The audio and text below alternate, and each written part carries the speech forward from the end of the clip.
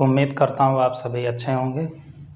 आज हम भारतीय संविधान के भाग 1 के बारे में बात करेंगे, जो कि परीक्षा की दृष्टि से महत्वपूर्ण है। तो हम चर्चा करते हैं भाग 1। भाग 1 में संघ एवं उसके क्षेत्र के बारे में बताया गया है। उसके क्षेत्र यानी यूनियन एंड इट्स टेरिटरी।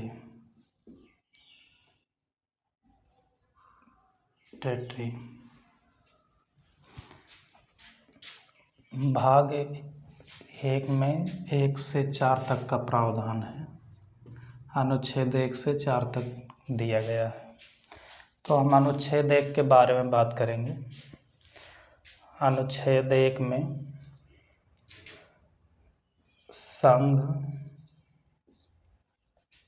संघ का नाम और उसके राज्य क्षेत्र के बारे में बताया गया है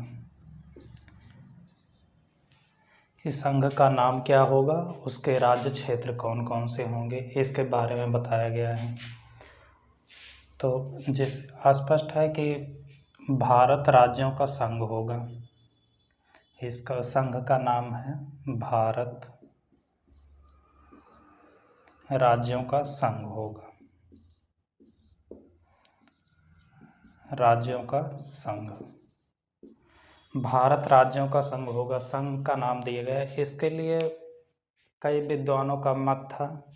जो हमारे संविधान निर्माता थे वो ये चाहते थे कि आधुनिक नाम इंडिया दिया जाए, और कुछ लोग चाहते थे कि भारत नाम दिया जाए, लेकिन इसके लिए सभी लोग सहमत नहीं थे। तो दोनों नामों को जोड़ दिया गया, India that is Bharat. Bharat राज्यों का संघ होगा। संघ के बारे में हम आपको थोड़ा सा बता दें। इसके बारे में, संघ एक यूनियन है। भारत देश में भारत एक यूनियन है। यूनियन का मतलब क्या होता है कि राज्य उससे अलग नहीं हो सकते। सीधा सा मतलब यही है कि राज्य अलग नहीं हो सकते भारत संघ से, बल्कि भारत संघ के सदस्य हैं राज्य, अमेरिका की तरह। अब इसमें कुछ क्लॉज दिए गए हैं, हम उनके बारे में बात करेंगे कि भारत संघ में ये संघ का नाम और राज्य क्षेत्र। तो कौन कौन से राज्य क्षेत्र आएंगे, भारत की सीमा में लगने वाले, भारत की सीमा कहाँ तक लगेगी, इसके बारे में बात करता है। तो पहला है संघ क्षेत्र। संघ क्षेत्र और दूसरा है राज्यों के राज्य क्षेत्र। राज्यों के राज्य क्षेत्र। तीसरा है अधिग्रहण क्षेत्र। अधिग्रहण क्षेत्र या इसे अधिगृहित क्षेत्र भी बोलते हैं।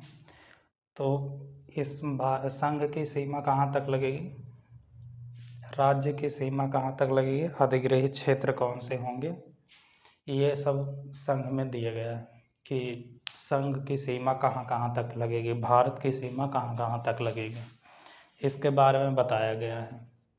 और राज्यों के राज्य क्षेत्र, जैसे 28 राज्य 9 केंद्र शासित प्रदेश हैं, तो इसमें लिख देते हैं 28 राज्य 9 केंद्र शासित प्रदेश हैं।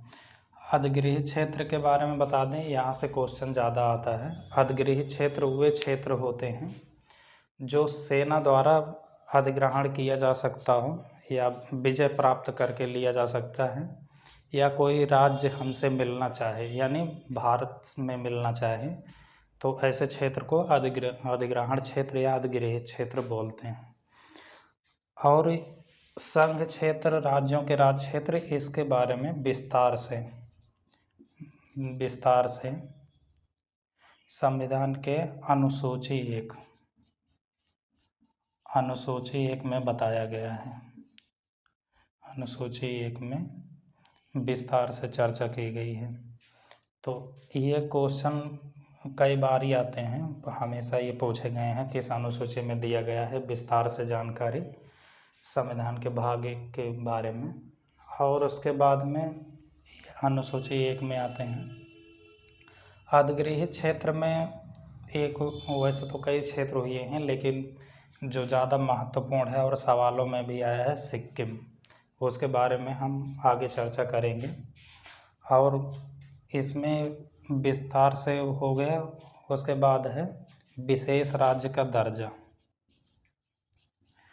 कुछ राज्य ऐसे होते हैं जो राज्य कमज़ोर होते हैं, उन्हें विशेष राज्य का दर्जा दिया जाता है। विशेष राज्य उन राज्यों को कहते हैं जो सामाजिक और आर्थिक रूप से पिछड़े हुए होते हैं। इनके बारे में हम बता दें, सामाजिक,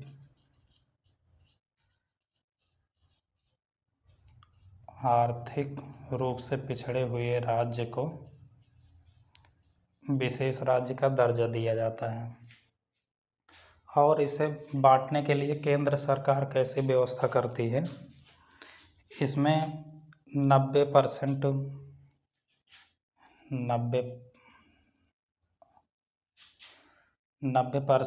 केंद्र सरकार खर्च करती है और 10% 90% केंद्र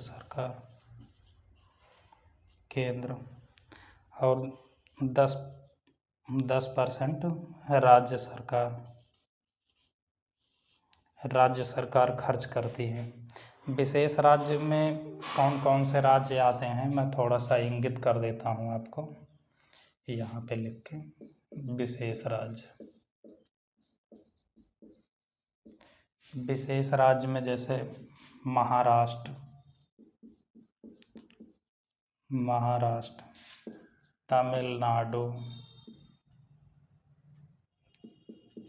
तमिलनाडु, तेलंगाना,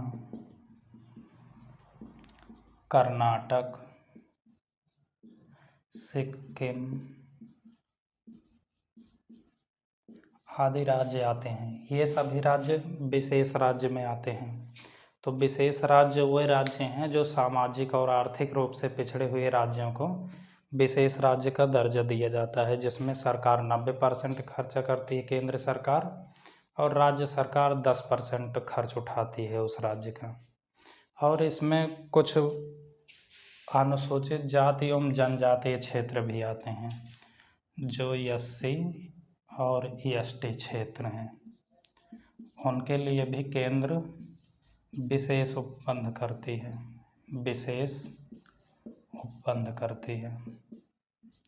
ये भी क्वेश्चन में कई बार पूछे जाते हैं। उपबंध करती है SC ST के लिए, तो उनके लिए भी विशेष अनुबंध है। ये सभी चीज़ें हैं जो आती हैं क्वेश्चन में, यहाँ से ज़्यादा पूछे जाते हैं यहाँ से कि राज्यों के राज्य क्षेत्र कौन से होंगे। और इसमें आते हैं भारत राज्यों का संघ होगा, ये तो बहुत बार आया है। तो विशेष राज्य कैसे डिसाइड किया जाता है यह है। अब हम आर्टिकल 2 के बारे में बात करेंगे। आर्टिकल 2 में है नए राज्यों का प्रवेश, नए राज्य का प्रवेश और उसका गठन।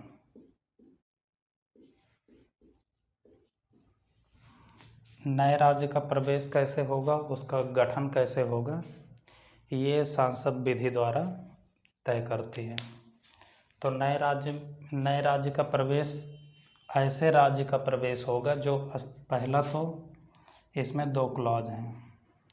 पहला, जो अस्तित्व में हैं, यानी जो अधिगृहित हैं, जिनको ये सरकार ले सकती है, अपने भारत अंडर में मिला सकती है, अस्तित्व में है। और दूसरा है जो कभी अस्तित्व में नहीं थे, कभी अस्तित्व में नहीं थे।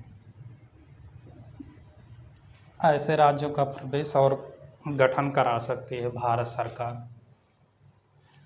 और इसमें गठन करने के लिए संसद स्वतंत्र है। संसद विधि बनाकर नए राज्यों का प्रवेश करा सकती है। तो ऐसे राज्य का प्रवेश होगा जो कभी अस्तित्व में नहीं थे। जैसे कोई राज्य हमसे मिलना चाहे तो, या भारत सरकार से मिलना चाहे, तो वो संसद विधि बना करके, नियम कानून बना करके वो भारत संघ के अंदर मिला सकती हैं। और कौन से राज्य मिलाया है जिनके बारे में विशेष चर्चा की भी गई है। 2 का, इसमें बाद में 2 का जोड़ा गया 36वें संविधान संशोधन से। ये सिक्किम को सहराज्य बनाया गया। सिक्किम को सहराज्य बनाया गया। ये बनाया गया 36वें संशोधन से। 36वां संशोधन 1975 द्वारा। 1975 की धारा 5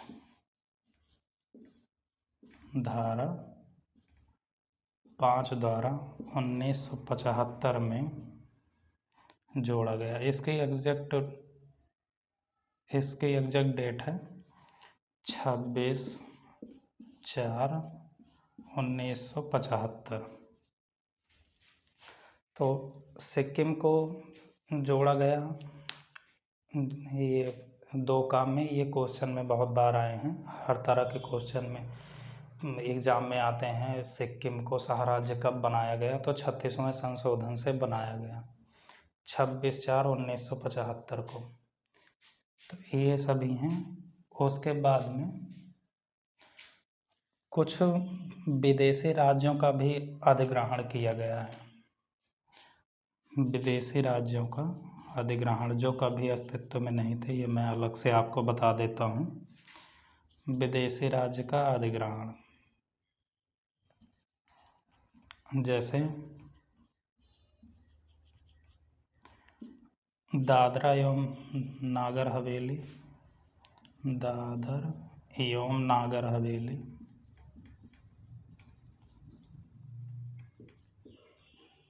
गोवा, दमन दीव,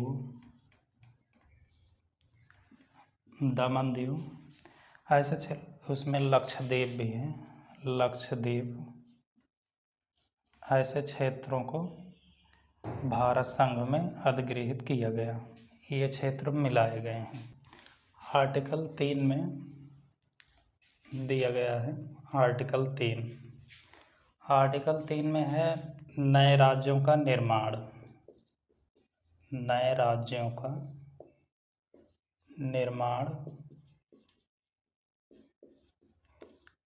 और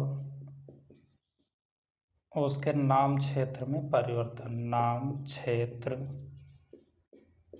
सीमा में परिवर्तन।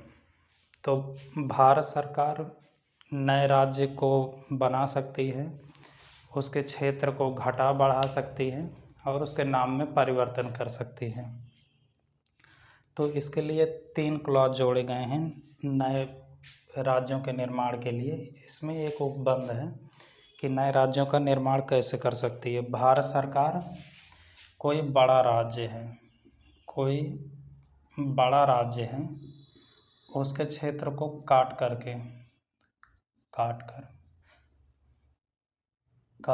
अलग कर सकती है। 2 राज्य, बड़े क्षेत्र को आधा आधा करके 2 क्षेत्र बना सकती है। राज्य को 2 राज्य बना सकती है। या किसी छोटे राज्य से, जो मीडियम साइज का राज्य है, 2 या 2 से अधिक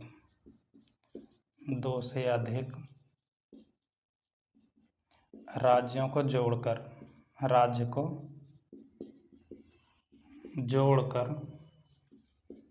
नया राज्य बना सकती है। और उसके बाद उसके नाम क्षेत्र में परिवर्तन कर सकती है, नाम भी बदल सकती है।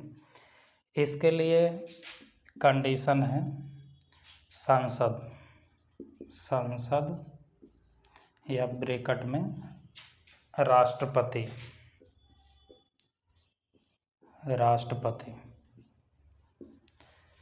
राष्ट्रपति के पूर्व अनुमति मतलब राष्ट्रपति की पहले अनुमति ली जाएगी, उसके बाद संसद में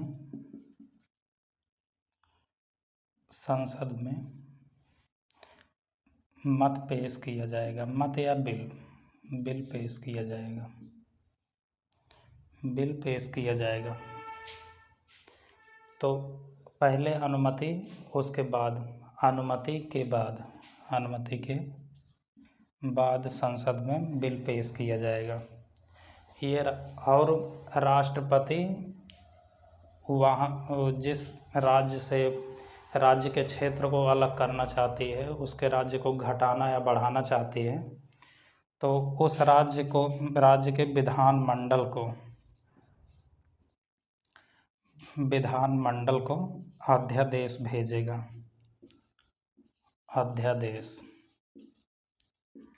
अध्यादेश भेजेगा और उसमें कुछ नियम और शर्तें होंगी, जिसके अनुसार यह वो कहेंगे कि आप निश्चित समय सीमा के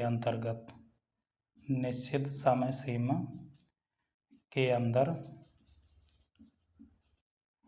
भारत सरकार को या राष्ट्रपति को अपना मत भेज दें। तो उसके बाद इसमें एक सवाल और भी है कि यदि मान लीजिए मना कर दे विधानमंडल कि नहीं, हमारे क्षेत्र को अलग नहीं करना है, तो इस बारे में राष्ट्रपति स्वतंत्र है। राष्ट्रपति या भारत सरकार चाहे तो विधानमंडल के मत को मान भी सकता है और वो चाहे तो नहीं मान सकता है। यदि उसको चेंज करना है तो वो फिर चेंज कर सकते हैं। नाम, क्षेत्र, सीमा में परिवर्तन करने के लिए वो पूरी तरह से स्वतंत्र हैं, उसको चेंज कर सकते हैं। तो इसमें 3 क्लॉज जोड़े गए हैं जो प्रश्नों में आए हैं। तो क्षेत्र को बढ़ा सकेगी भारत सरकार और घटा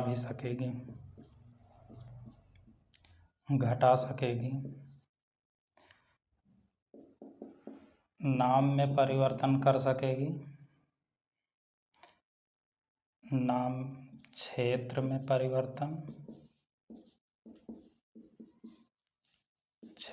परिवर्तन और नाम में परिवर्तन कर सकेगी।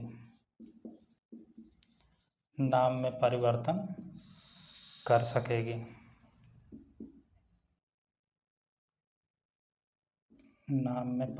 कर सकेगी। ये 4 क्लॉज दिए गए हैं जिसमें ये कर सकती है भारत सरकार। तो नए राज्यों को किस तरह से ये निर्माण करेगी, नाम, क्षेत्र में परिवर्तन करेगी। तो सीधा सा एक मत है कि भारत सरकार नए नाम को देना है किसी राज्य को, उसके क्षेत्र को काटना है, तो भारत सरकार इस बारे में स्वतंत्र है। वो भारत के जो भी राज्य हैं, संघ शासित प्रदेश हैं, उनके नाम, क्षेत्र, सीमा में परिवर्तन कर सकती हैं। उसके बाद है आर्टिकल 4, अनुच्छेद 4 में दिया गया है कि 2 और 3 के तहत 2 और 3 के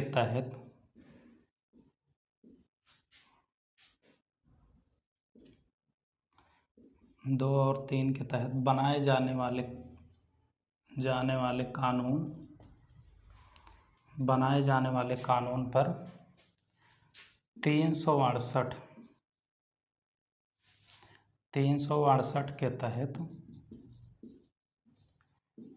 संशोधन नहीं माना जाएगा।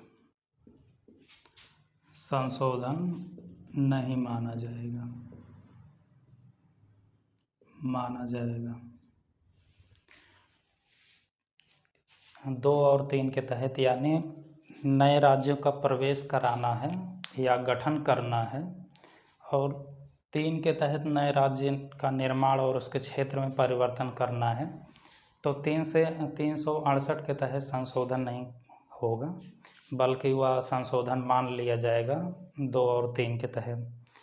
मैं आपको थोड़ा सा 368 के बारे में बता दूं, तो 368 भारतीय संविधान के किसी भी भाग में, किसी भी आर्टिकल में संशोधन करने की शक्ति देता है संसद को। संसद स्वतंत्र है कि वो 368 के तहत भारत के संविधान के किसी भी भाग में संशोधन कर सकती है।